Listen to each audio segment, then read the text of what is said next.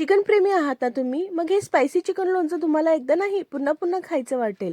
बाजारातलं लोणचं विसरा, घरच्या घरी बनवा असं तिखट मसालेदार चिकन लोणचं फक्त 10 मिनिटात. तर चला मग पाहूयात रेसिपी. चिकनमध्ये हळद मीठ टाकून 15 मिनिटे भिजत ठेवायचं आहे.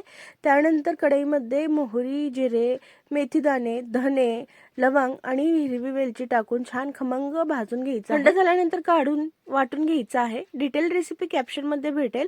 आता मुरत ठेवलेलं चिकन कढईमध्ये टाकून छान पाणी आटूसपर्यंत हाय फ्लेमवरती 5 मिनिटांसाठी परतवून घ्यायचं आहे. त्यानंतर हे चिकन छान क्रिस्पी कुरकुरीत होईपर्यंत तळून घ्यायचे आहेत.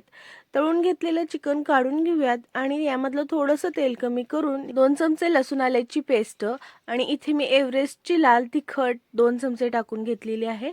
सोबतच 2 चमचे मीठ, भाजून घेतलेला वाटून घेतलेला मसाला टाकून घ्यायचा आहे. फ्राय करून घेतलेलं चिकन टाकून घ्यायचं आहे. मिक्स करून 5 मिनिटे शिजवून घ्यायचं आणि थंड करून घ्यायचं आहे. थंड करून घेतल्यानंतर यामध्ये 2 लिंबाचा रस टाकून घ्यायचा, मिक्स करून घ्यायचं. तर तयार आहे इथं आपलं मस्त असं चिकन लोणचं. जर ही रेसिपी आवडली असेल तर कमेंटमध्ये रेड हार्ट द्या आणि सेव्ह करून ठेवा. पुढच्या जेवणात हीच चव ट्राय करून पहा. Like, share